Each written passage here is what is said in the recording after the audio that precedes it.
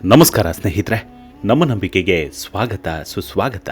ಸ್ನೇಹಿತರೆ, Bollywood cine ರಂಗದಲ್ಲಿ ಇತ್ತೀಚೆಗೆ ಬಿಡುಗಡೆಯಾಗಿರುವ ಬ್ಲಾಕ್ ಬಸ್ಟರ್ ಸಿನಿಮಾ ಧುರಂಧರ್ ಪಾರ್ಟ್ 1 ಮತ್ತು ಪಾರ್ಟ್ 2 ಇಡೀ ದೇಶದಾದ್ಯಂತ ಇನ್ನಿಲ್ಲದ ಕ್ರಾಂತಿಯನ್ನೇ ಎಬ್ಬಿಸಿಬಿಟ್ಟಿದೆ.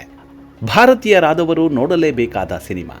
ನಮ್ಮ ಭಾರತದ ರಾ ಏಜೆಂಟರ ಬದುಕಿನ ನೈಜ ಕಥಾನಕಗಳನ್ನು ಒಳಗೊಂಡಿರುವ ಧುರಂಧರ್ ಸಿನಿಮಾದಲ್ಲಿ ನಟನೆ ಮಾಡಿರುವ ಪ್ರತಿಯೊಂದು ಪಾತ್ರಗಳು ಕೂಡ ನೈಜ ಘಟನೆಗಳಿಗೆ ಜೀವ ತುಂಬಿದ್ದಾರೆ.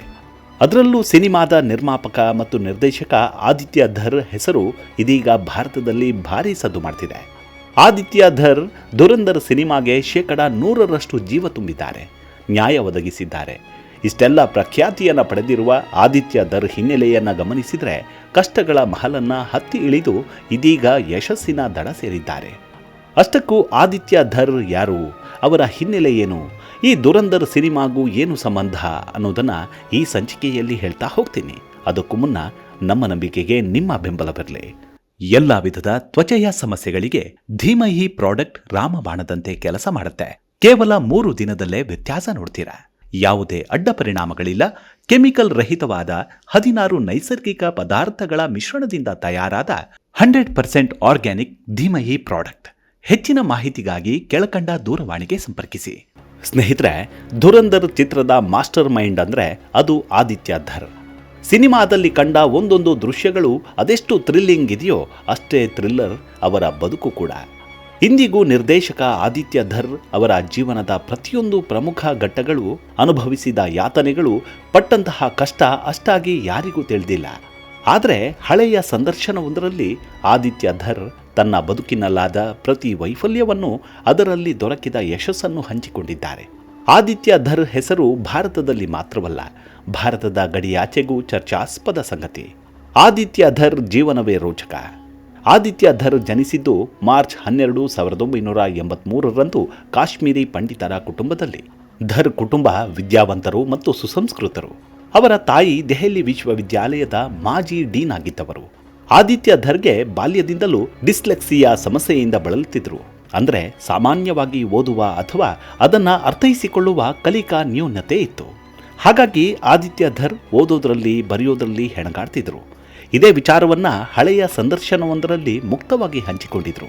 ಅದೇನೆಂದರೆ, ಆದಿತ್ಯ ಧರ್ಗೆ ಚಿಕ್ಕಂದಿನಲ್ಲಿ ಕೇವಲ 2 ಅಥವಾ 3 ಪುಟಗಳನ್ನು ಓದೋದಕ್ಕೆ ಕನಿಷ್ಠವಂದ್ರೂ 1 ದಿನವೇ ಬೇಕಾಗುತ್ತಿತ್ತಂತೆ.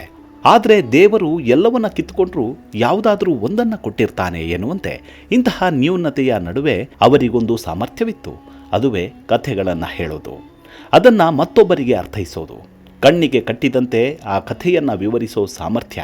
ಇದುವೇ ನೋಡಿ ಇಡೀ ವಿಶ್ವವೇ ಇವರನ್ನ ಈಗ ಬೆರಗುಗಣ್ಣಿನಿಂದ ನೋಡುವಂತೆ ಮಾಡಿದ್ದು. ಆದಿತ್ಯ ಧರ್ ಡಿಸ್ಲೆಕ್ಸಿಯಾ ಕಾಯಿಲೆಯನ್ನ ಗುಣಪಡಿಸಿಕೊಳ್ಳುತ್ತಾ ಬಂದು ಸೇರಿದ್ದು ಮಹಾನಗರಿ ಮುಂಬೈಗೆ. ಮುಂಬೈ ಜಗತ್ತು ಅವರನ್ನ ಮತ್ತಷ್ಟು ಬದಲಿಸಿಬಿಡ್ತು. ತನ್ನ ವೀಕ್ನೆಸ್ ಅನ್ನ ಮರೆಮಾಡಿ ನನ್ನಿಂದಾಗಬಹುದಾದ ಸಾಮರ್ಥ್ಯವನ್ನಷ್ಟೇ ಅವರು ಗುರಿಯಾಗಿಸಿಕೊಳ್ತಾರೆ. ಅಂತಿಮವಾಗಿ ಗಾಡ್ ಗಿಫ್ಟ್ ಆಗಿ ಬಂದಿದ್ದಂತಹ ಸಾಮರ್ಥ್ಯವನ್ನೇ ತನ್ನ ಭವಿಷ್ಯ ಅಂತ ನಿರ್ಧರಿಸಿಕೊಳ್ತಾರೆ. ಆ ಗುರಿಯನ್ನು ಬೆನ್ನತ್ತುವ ದುಸ್ಸಾಹಸಕ್ಕೆ ಇಳಿದು ಬಿಡ್ತಾರೆ ಆದಿತ್ಯ ಧರ್. ಆದಿತ್ಯ ಧರ್ ಕುಟುಂಬ ಸಂಗೀತ ಮತ್ತು ಕಲೆಗಳಿಗೆ ವಿಶೇಷ ಗೌರವವನ್ನು ನೀಡುತ್ತಿತ್ತು. ವಿದ್ಯಾವಂತ ಮನೆತನವಾದ್ದರಿಂದ ಆದಿತ್ಯ ಧರ್ಗೆ ಬೇಸಿಕ್ ಸಪೋರ್ಟ್ ಸಿಕ್ಕಿತ್ತು. ಕಲೆಗಳ ನಡುವೆ ಮತ್ತಷ್ಟು ಅಭಿರುಚಿ ಬೆಳೆಸಿಕೊಳ್ಳೋದಕ್ಕೆ ಅನುಕೂಲವಾಯಿತು. ಹಾಗಾಗಿ ತಮ್ಮ ಕರಿಯರ್ ಹುಡುಕುತ್ತಾ ರಂಗಭೂಮಿಗೆ ಪಾದಾರ್ಪಣೆ ಮಾಡ್ತಾರೆ. ಆ ರಂಗಭೂಮಿಯ ಗೀಳು ಅವರನ್ನು 2006ರಲ್ಲಿ ಮುಂಬೈಗೆ ಕರೆತಂದಿತ್ತು. ಇಲ್ಲಿಂದ ಶುರುವಾಗಿದ್ದು ಕಷ್ಟದ ದಿನಗಳು. ಆದಿತ್ಯ ಧರ್ ಬದುಕಿನ ನಿಜವಾದ ಪ್ರಯಾಣ ಆರಂಭವಾಗಿದ್ದೇ ಇಲ್ಲಿಂದ. ಸಿನಿಮಾ ನಿರ್ದೇಶಕನಾಗ್ತೀನಿ ಅಂತ ಬಂದು ನಿಂತಿದ್ದ ಯುವಕನಿಗೆ ತಾನಂದುಕೊಂಡಷ್ಟು ಸುಲಭವಲ್ಲ ಈ ಹಾದಿ ಅನ್ನೋದು ಅರ್ಥವಾಗಲಿಕ್ಕೆ ಬಹಳಷ್ಟು ದಿನಗಳು ಬೇಕಾಗಿರಲಿಲ್ಲ. ಹೀಗೆ ಅಲ್ಲಿ ಇಲ್ಲಿ ಕಾಡಿಬೇಡಿ ಅವರ ಕುಟುಂಬದ ಇನ್ಫ್ಲೂಯೆನ್ಸನ್ನು ಬಳಸಿ ಒಂದು ಸಿನಿಮಾಗೆ ಹಾಡು ಬರೆಯೋದಕ್ಕೆ ಅವಕಾಶ ಸಿಗುತ್ತೆ. ಅವರ ಮೊದಲ ಚಿತ್ರವೇ ಜಾನ್ ಅಬ್ರಹಾಂ ನಟಿಸಿದ್ದ ಕಾಬೂಲ್ ಎಕ್ಸ್‌ಪ್ರೆಸ್ ಸಿನಿಮಾ. ಇದು ಬಾಲಿವುಡ್ ಸಿನಿ ರಂಗದಲ್ಲಿ ಅವನಿಗೆ ಐಡೆಂಟಿಟಿ ತಂದುಕೊಡ್ತು. ನಂತರ ಕೆಲವೊಂದು ಸಿನಿಮಾಗಳಲ್ಲಿ ಕೂಡ ನಿರ್ದೇಶಕರಾಗಿ, ಕಥೆಗಾರನಾಗಿ ಕೆಲಸ ಮಾಡುವ ಅವಕಾಶ ಸಿಕ್ತು. ಆದಿತ್ಯ ಧರ್ಗೆ ನಂಬಿಕೆ ದ್ರೋಹ ಮಾಡಿದ್ಯಾರು? ಆದಿತ್ಯ ಧರ್ ಮೊದಮೊದಲು ಅನೇಕರಿಂದ ವಂಚನೆಗೊಳಗಾದರು. ಅದು ತಾನು ನಂಬಿಕೊಂಡು ಬಂದಿದ್ದ ಸಿನಿ ರಂಗದಲ್ಲಿಯೇ. ಮೊದಲಿಗೆ ಹಲವಾರು ಒಳ್ಳೆ ಸಿನಿಮಾ ಸ್ಕ್ರಿಪ್ಟ್ಗಳನ್ನು ಬರೆದರು. ದೊಡ್ಡ ಬಜೆಟ್ನಲ್ಲಿ ಸಿನಿಮಾಗಳು ಕೂಡ ತಯಾರಾದವು. ಆ ಚಿತ್ರಗಳು ಕನಿಷ್ಠವೆಂದರೂ 100 ಕೋಟಿಯ ಬಾಕ್ಸ್ ಆಫೀಸನ್ನು ಸೇರಿದವು. ಆದರೆ ಆದಿತ್ಯ ಧರ್ಗೆ ಮಾತ್ರ ಯಾವುದೇ ಕ್ರೆಡಿಟ್ ಸಿಗಲಿಲ್ಲ. ಹಲವು ಬಾರಿ ಚಿತ್ರಗಳು ಅಪೂರ್ಣವಾಗಿಯೇ ಉಳಿದವು. ಧರ್ಮ ಪ್ರೊಡಕ್ಷನ್ನ ರಾತ್ ಅಕೇಲಿ ಹೈ ಚಿತ್ರದ ಚಿತ್ರೀಕರಣ ಪ್ರಾರಂಭವಾಗಬೇಕಾಗಿತ್ತು. ಆದರೆ ಅದಕ್ಕೂ ಮೊದಲು ಭಾರತ ಪಾಕಿಸ್ತಾನ ಉದ್ವಿಗ್ನತೆಯಿಂದಾಗಿ ಚಿತ್ರದ ನಾಯಕ ನಟನಾಗಬೇಕಿದ್ದ ಫವಾದ್ ಖಾನ್ರನ್ನ ಬದಲಾಯಿಸಬೇಕಾಗತ್ತೆ. ಇದರ ನಂತರ ಈ ಚಿತ್ರವನ್ನು ಮಾಡಲು ಸಾಧ್ಯವೇ ಆಗಲಿಲ್ಲ.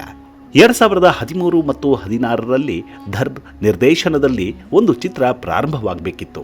ಆದರೆ ನಾನಾ ಕಾರಣಗಳಿಂದ ನೆನೆಗುದಿಗೆ ಬಿತ್ತು. ಎದೆಯಲ್ಲಿದ್ದ ಆ ಕಿಚ್ಚು ಉರಿಯಾಗಿ ಹೊರಬಂತು. ರಾತ್ ಅಕೇಲಿ ಹೈ ಚಿತ್ರ ನಿಲ್ಲಿಸಿದ ಸ್ವಲ್ಪ ಸಮಯದ ನಂತರ ಭಾರತದ ಗಡಿಭಾಗ ಉರಿಯಲ್ಲಿ ಭಯೋತ್ಪಾದಕರ ದಾಳಿ ನಡೆಯಿತು. ಇದಕ್ಕೆ ಪ್ರತ್ಯುತ್ತರವಾಗಿ ಭಾರತ ಪಾಕಿಸ್ತಾನದ ಮೇಲೆ ಸರ್ಜಿಕಲ್ ಸ್ಟ್ರೈಕ್ ಮೂಲಕ ಒಳ್ಳೆ ಪಾಠ ಕಲಿಸ್ತು. ಆ ಕ್ಷಣದಲ್ಲೇ ಆದಿತ್ಯ ಧರ್ ಅದರ ಬಗ್ಗೆ ಒಂದು ಸಿನಿಮಾ ಮಾಡಬೇಕೆಂದು ನಿರ್ಧರಿಸಿದರು. ಉರಿ ದಿ ಸರ್ಜಿಕಲ್ ಸ್ಟ್ರೈಕ್ ಚಿತ್ರದ ಕಲ್ಪನೆ ಅವರ ಮನಸ್ಸಿಗೆ ಬಂದದ್ದು ಇಲ್ಲಿಂದಲೇ. ಈ ಕಲ್ಪನೆ ತಲೆಯೊಳಗೆ ಸುಳಿದಿದ್ದೇ ತಡ ಉರಿ ದಿ ಸರ್ಜಿಕಲ್ ಸ್ಟ್ರೈಕ್ ಬಗ್ಗೆ ಇನ್ಫಾರ್ಮೇಷನ್ ಕಲೆಕ್ಟ್ ಮಾಡೋಕೆ ಮುಂದಾಗ್ತಾರೆ ಧರ್. ಆ ಹಾದಿಯಲ್ಲೇ ಒಂದಷ್ಟು ಹಿರಿಯ ಪತ್ರಕರ್ತರು, ಸೇನಾಧಿಕಾರಿಗಳನ್ನು ಭೇಟಿಯಾಗಿ ಗೌಪ್ಯ ವಿಚಾರಗಳನ್ನು ಕಲೆ ಹಾಕ್ತಾರೆ. 6 ತಿಂಗಳ ಕಠಿಣ ಪರಿಶ್ರಮದ ನಂತರ ಎಲ್ಲವೂ ಸಾಕು ಅನಿಸಿದಾಗ ಮನೆಯಿಂದ ಹೊರಗೆಯೇ ಬರಲಿಲ್ಲ ಆದಿತ್ಯ ಧರ್. ಬರೋಬ್ಬರಿ 12 ದಿನಗಳ ಕಾಲ ಒಂದು ಕೋಣೆಯಲ್ಲಿ ಬೀಗ ಹಾಕಿಕೊಂಡು ಸಂಪೂರ್ಣವಾಗಿ ಸ್ಕ್ರಿಪ್ಟ್ ಬರೆದು ಮುಗಿಸ್ತಾರೆ. ಆದಿತ್ಯ ಧರ್ ಕಥೆಯನ್ನು ಸಿದ್ಧಗೊಳಿಸಿದ್ರು. ಆದರೆ ಬಂಡವಾಳ ಬೇಕಲ್ವಾ? ಹಾಗಾಗಿ ರೋನಿ ಸ್ಕ್ರೂವಾಲಾ ಅವರನ್ನ ಸಂಪರ್ಕಿಸ್ತಾರೆ. ಅವರು ಬರೆದಿದ್ದ ಹಾಳೆಗಳಿಗಿಂತಲೂ ಅವರ ನಾಲಿಗೆ ವಿವರಿಸುತ್ತಿದ್ದ ಕಥೆಯೇ ನಿರ್ಮಾಪಕರ ಕಣ್ಣ ಮುಂದೆ ಬಂದು ಹೋಗ್ತಿತ್ತು. ಒಂದೇ ಒಂದು ಮಾತನಾಡದೆ ಆ ಸ್ಕ್ರಿಪ್ಟ್ ಅನ್ನ ಫೈನಲ್ ಮಾಡ್ತಾರೆ. ಹೀಗಾಗಿ ಉರಿ ದಿ ಸರ್ಜಿಕಲ್ ಸ್ಟ್ರೈಕ್ ತೆರೆಗೆ ಬಂತು.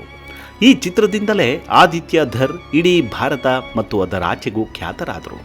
ಈ ಚಿತ್ರದಲ್ಲಿ ನಟಿಸಿದ್ದ ನಟಿ ಯಾಮಿ ಗೌತಮ್ ಮೇಲೆ ಮತ್ತಷ್ಟು ಹತ್ತಿರವಾದರು ಧರ್. ಉರಿ ದಿ ಸರ್ಜಿಕಲ್ ಸ್ಟ್ರೈಕ್ ಆದಿತ್ಯ ಧರ್ಗೆ ವೃತ್ತಿಪರ ಪ್ರಗತಿಯನ್ನು ತಂದುಕೊಟ್ಟಿದ್ದಲ್ಲದೆ ಅವರ ವೈಯಕ್ತಿಕ ಜೀವನದಲ್ಲಿ ಹೊಸ ಮೈಲಿಗಲನ್ನು ಸ್ಥಾಪಿಸಿಬಿಡ್ತು. ಅದೇ ಹೇಳಿದಂತೆ ಉರಿ ಚಿತ್ರದ ಬಿಸಿಯಲ್ಲಿ ಅವರ ಹೃದಯ ತಣ್ಣಗೆ ಚಿಗುರೊಡೆದಿತ್ತು. ನಟಿ ಯಾಮಿ ಗೌತಮ್ರನ್ನ ಭೇಟಿಯಾಗಿ ಪ್ರೇಮ ನಿವೇದನೆಯನ್ನ ಮಾಡಿಕೊಳ್ತಾರೆ. ಆಕೆಯೂ ಕೂಡ ಒಂದು ಮಾತನಾಡದೆ ಮುಗುಳ್ನಗೆಯಲ್ಲೇ ಸಮ್ಮತಿಸ್ತಾರೆ. ಹಾಗಾಗಿ ಜೂನ್ 4, 2021ರಂದು ಹಿಮಾಚಲ ಪ್ರದೇಶದಲ್ಲಿ ಕುಟುಂಬಸ್ಥರ ಸಮ್ಮುಖದಲ್ಲೇ ಲವ್ ಕಮ್ ಅರೇಂಜ್ ಮ್ಯಾರೇಜ್ ಆಗ್ತಾರೆ. ಧುರಂಧರ್ಗೆ ಬಲ ನೀಡಿದ್ದೇ B62 ಸ್ಟುಡಿಯೋಸ್.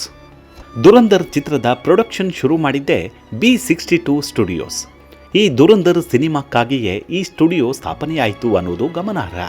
ಉರಿ ಚಿತ್ರದ ಯಶಸ್ಸಿನ ಉತ್ಸಾಹದಲ್ಲಿದ್ದ ಆದಿತ್ಯ ಧರ್ ತನ್ನ ಸಹೋದರ ಲೋಕೇಶ್ ಧರ್ ಜೊತೆಗೂಡಿ B62 ಸ್ಟುಡಿಯೋಸ್ ಅನ್ನು ಸ್ಥಾಪಿಸಿದರು. ಧುರಂಧರ್ ಚಿತ್ರ ಕೂಡ ಇಲ್ಲಿಂದಲೇ ಪ್ರಾರಂಭವಾಯಿತು. ಇದಲ್ಲದೆ ಆರ್ಟಿಕಲ್ 370, ಬರಾಮುಲ್ಲಾ ಮುಂತಾದ ಸಾಮಾಜಿಕ ಸಮಸ್ಯೆಗಳನ್ನು ಎತ್ತಿ ಹಿಡಿದ ಮುಖ್ಯ ಚಿತ್ರಗಳನ್ನು ನಿರ್ಮಿಸುತ್ತಾರೆ ಆದಿತ್ಯ ಧರ್. ಧುರಂಧರ್ ಮತ್ತು ಧುರಂಧರ್ ದಿ ರಿವೆಂಜ್ನಲ್ಲಿ ಆದಿತ್ಯ ಧರ್ ಅವರ ಅಷ್ಟು ವರ್ಷಗಳ ಅನುಭವ ಒಟ್ಟುಗೂಡಿತು. ಧುರಂಧರ್ ಚಿತ್ರವೇ ಆದಿತ್ಯ ಧರ್ ಅವರ ರಾಕೆಟ್ ಯೋಜನೆಯಾಗಿತ್ತು.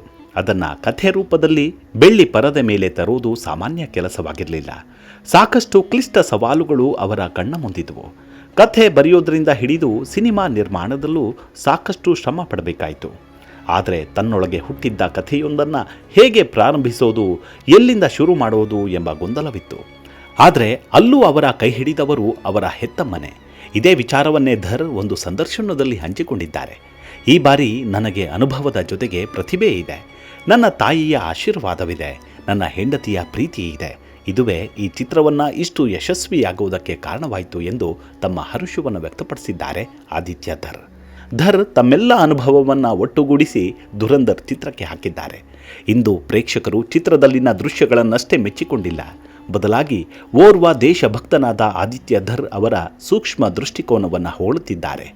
ಒಂದು ಮನೆಯ ಪರಿಸರ ಸರಿಯಾಗಿದ್ದರೆ ಬೆಳೆಯುವ ಮಕ್ಕಳು ಮಾನಸಿಕ ಸ್ಥಿತಿಯು ಅವರ ಭವಿಷ್ಯವು ಉಜ್ವಲವಾಗುತ್ತೆ ಎನ್ನುವಂತೆ ಒಂದು ಸಿನಿಮಾದ ಏಳು ಬೀಳು ಅದೃಷ್ಟದ ಮೇಲೆ ನಿಂತಿದ್ರೂ ನಿರ್ದೇಶಕನೇ ಅಂತಿಮ ಘಟ್ಟ ಅನ್ನೋದು ಅದಕ್ಕೆ. ಅವರ ಶ್ರಮಕ್ಕೆ, ಅವರ ಮುಂದಾಲೋಚನೆಗೆ ತಕ್ಕ ಪ್ರತಿಫಲ ಸಿಗೋದು ಕನಸಿನ ಬೆನ್ನತ್ತಿದಾಗ ಮಾತ್ರ. ಇವಿಷ್ಟು ಆದಿತ್ಯ ಧರ್ ಅವರ ಕುರಿತಾದ ಸಣ್ಣದಾದ ಮಾಹಿತಿ. ಮುಂದಿನ ಸಂಚಿಕೆಯಲ್ಲಿ ಸಿಗೋಣ. ಅಲ್ಲಿವರೆಗೂ ನಿಮ್ಮ ಆರೋಗ್ಯದ ಕಡೆ ಗಮನವಿರಲಿ. Take care. ನಮಸ್ಕಾರ.